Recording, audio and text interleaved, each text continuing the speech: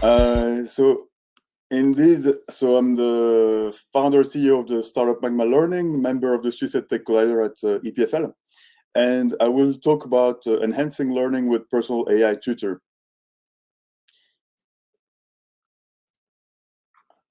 Okay.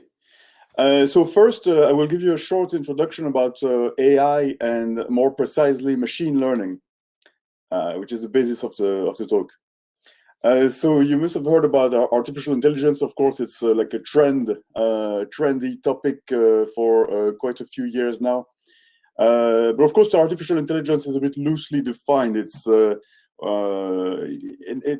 simply means reproducing some behaviors that look like what an intelligent human would do. But the current kind of breakthroughs that are going on in that field of research is actually mostly due to what is called machine learning. So it's a bit more specific than artificial intelligence, and it simply refers to algorithms that are able to self-improve with experience. So just like human learning, those computer algorithms can really learn as well from what they see.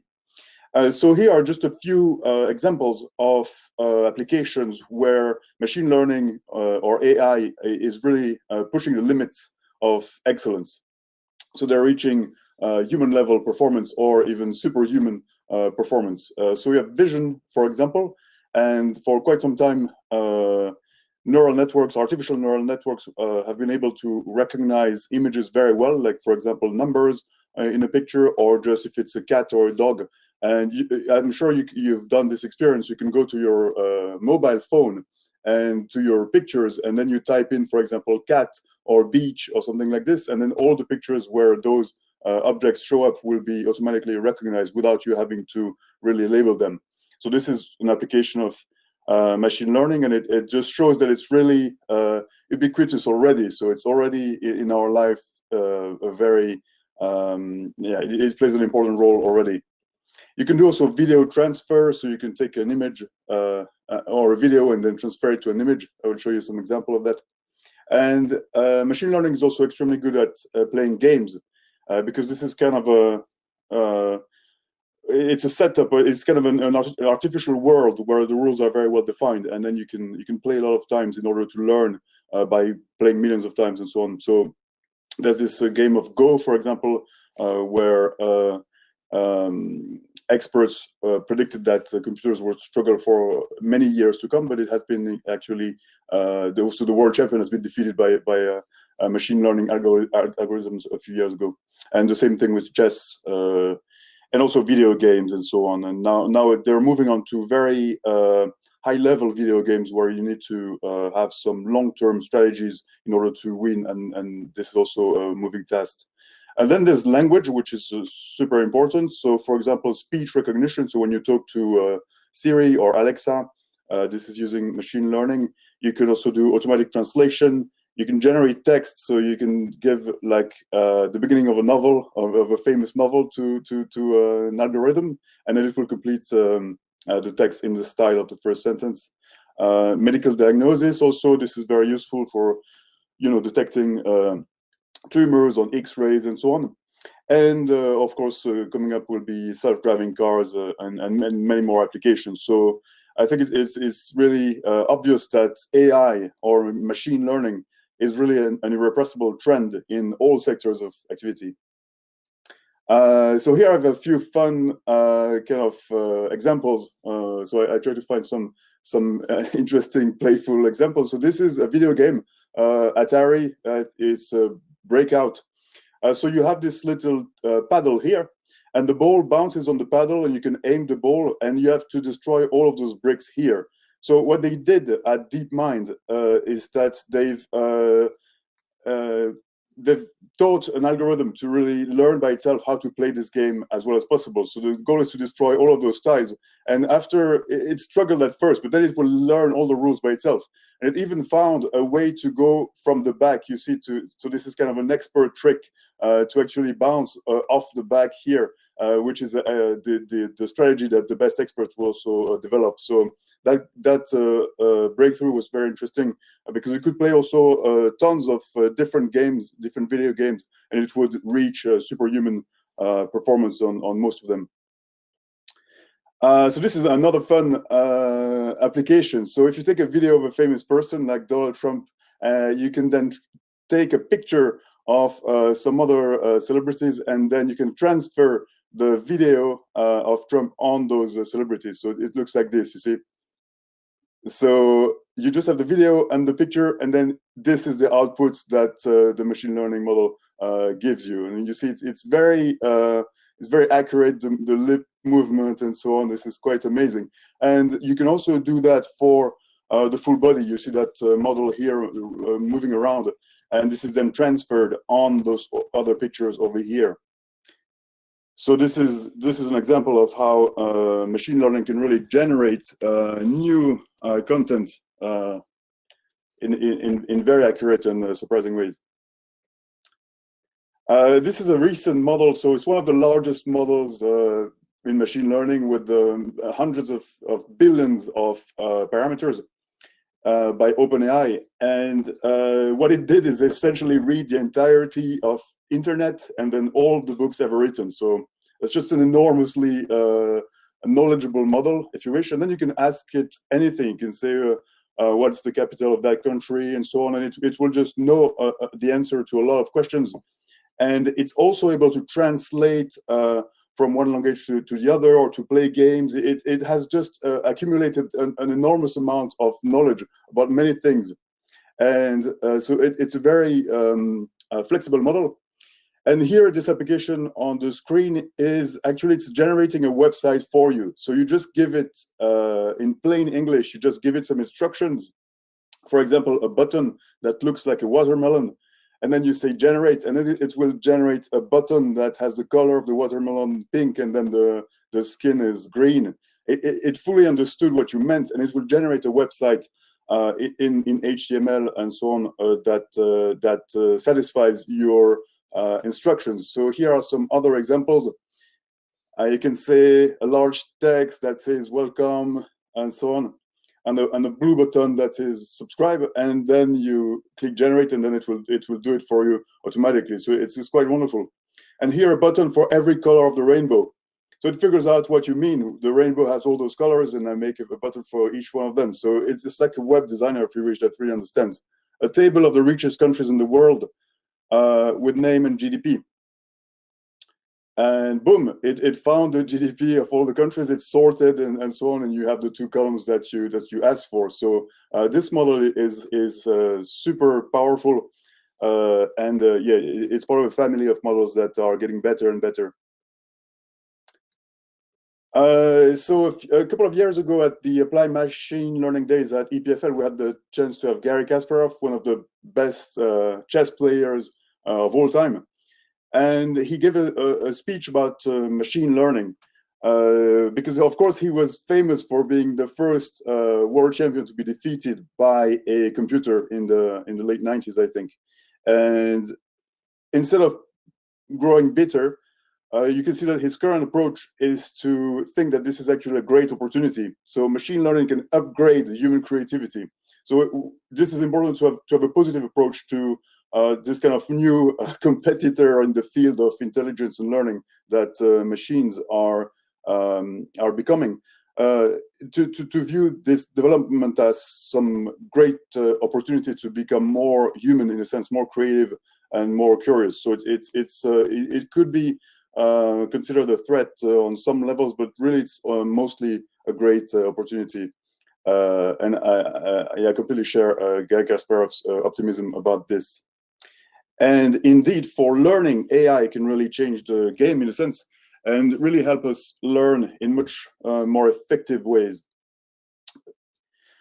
So you can think human learning can be enhanced by machine learning. And indeed, if you think of the history of well, the human species, I mean, the reason we're so successful is that we're better at learning than other species. So this is what we do, in a sense. Being human is being an excellent learner. However, it's true that the learning approaches haven't evolved drastically since antiquity. So it's still the same kind of uniformized teaching, where you have an expert talking kind of abstractly to a group of people that are trying to learn from this uniformized speech. And of course it has to be this way, because it's very hard to personalize when you don't have one teacher per student, let's say. But this is exactly what machine learning can provide us. So it can enable personalization and really help us make learning even much more effective and impactful.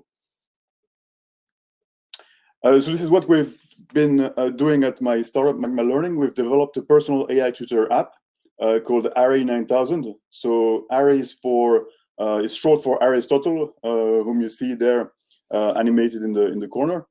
And it's also a contraction of artificial intelligence. So the idea is to try to merge kind of the roots of our civilization with the cutting edge technology.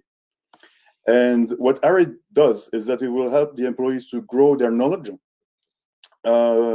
thanks to a virtuous cycle of personalized learning, which is powered by machine learning. So you see, between Harry and the learner, there is a two-way learning that is really the learner learns from Harry, but Harry will also learn from the learner in order to improve and personalize the way the learning happens, and so on. And this is really a virtuous cycle that can increase the effectiveness of learning. So now something about the learning data. So of course, machine learning needs data, so it feeds on data in order to learn. So the question is, how do you get this data? So in order to be able to personalize the learning, you need, for example, to have an understanding of what each of the learners will know and what they need, what are their interests, and so on. And you can try to there are essentially two approaches about this. So one is a more passive approach, where you simply try to gather available data about the learners. So maybe this could be their CVs or grade transcripts, or it could be evaluation reports by their managers. It could be emails or any kind of documents that they have been writing, and so on. But this approach has several problems.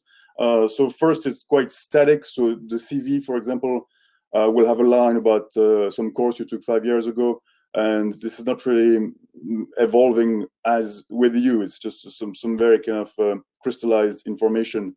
It's also quite partial because it will not be the full picture of what you know, and it could be subjective, if either because you've created it or yourself, or maybe your manager or your teacher, and they had some subjectivity on the assessment. Or it could be sensitive also if it's like confidential emails and so on. So this is maybe not the best approach. So another approach is the active one. And here, the idea is to actually generate learning data through interactions with between the learner and Harry. So this leads to some dynamic assessment, which is also adaptive, because it will really ask you the right questions to really build some sort of complete understanding of your learning profile and your data. So the interactions between the learner and the artificial intelligence, Harry, it takes the form of questions or puzzles. So it's the interactivity between the two that allows to continuously gather some data about the learner. And then this is really tailored to assess each learner's knowledge and also learning abilities, the memory strength, and so on. But this might look at first that this is just some sort of assessment tool that you're just testing your employees or your students. But actually, according to cognitive psychology, this form of learning, which is called active learning, where you instead of just passively reading, for example, a text, you are actually involved into the material. This actually leads to higher achievement. So this is great in order to establish some sort of contact between the learner and the AI, but this is also great in terms of achieving more with your learning efforts. And there's also the concept of micro-learning. So when you learn in small bits, in like bite-sized units, which is also very good for improving learning outcomes. And yeah, so you can see that this setup, in a sense, which is continuously giving you feedback on how you're doing, is also a great way to enhance learning. So the main goal is to really learn better and not just to assess better. But there's this concept of assessment for learning in educational sciences, for example. Okay, so the first step then is to generate questions in order to establish this interface, this interaction between the learner and Ari. And for that, we can also use artificial intelligence. So just like I've shown among the examples, you can also generate text, and you can start with any kind of training material, which could be lecture notes or books or PowerPoints, articles, anything that is already used by the trainers to teach the employees or the students. And using some cutting-edge natural language processing, which is developed in collaboration with EPFL and Sorbonne, it's possible to generate automatically an almost infinite number of questions about this training material that will really make sure that all the key concepts are assessed. And you can see here an example of one of those questions. So here it's a multiple choice question, and it's based on this image of a protein, and you have to recognize what it is and so on. And then you can access additional information about it. And it's an app that is available on smartphones, on Google Play, on the App Store. It's also a website at ari9000.com. So here it's nice because you use AI in a sense to have this kind of platform, this collection of quizzes and questions that establishes the contact between the personal AI tutor and the learner. And then once you have this, you've made contact between the two, you can start personalizing the learning. So in particular, you can focus on the problem of forgetting. So it's been known for a long time that we forget everything we learn quite fast, exponentially fast. And typically, if you try to think of the last book you've read or the last article you've read, chances are that you only remember maybe 20% or 5%, and it gets worse and worse with time. So if it's a book from a month ago or a year ago, maybe you don't even remember one sentence about it. So this is just the way the brain works.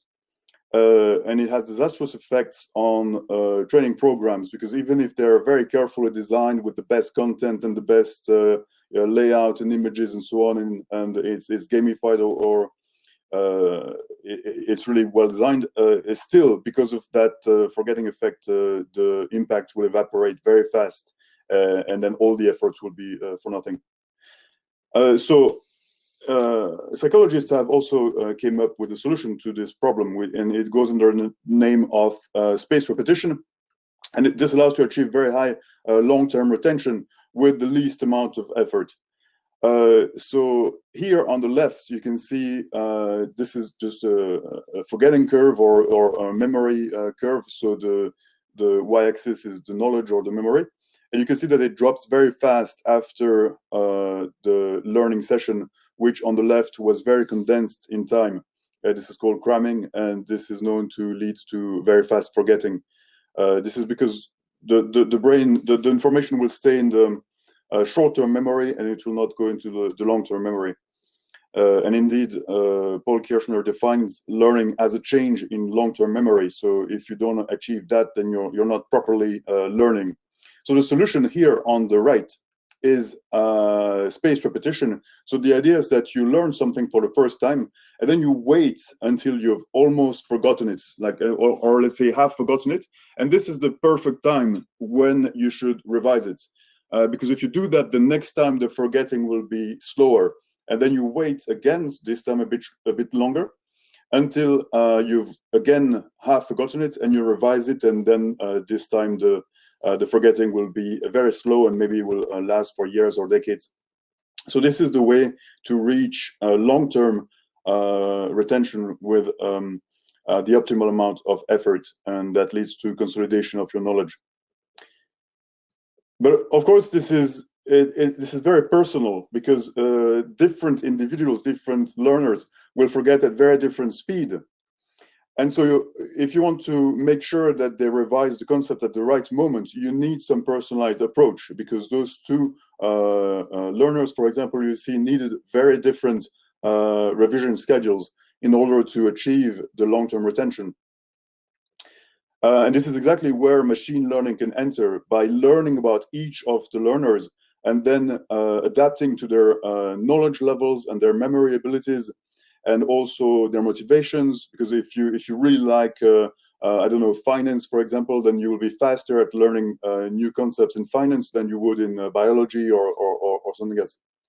And this system really makes sure that the learners get the right content at the right moment in order to maximize the retention.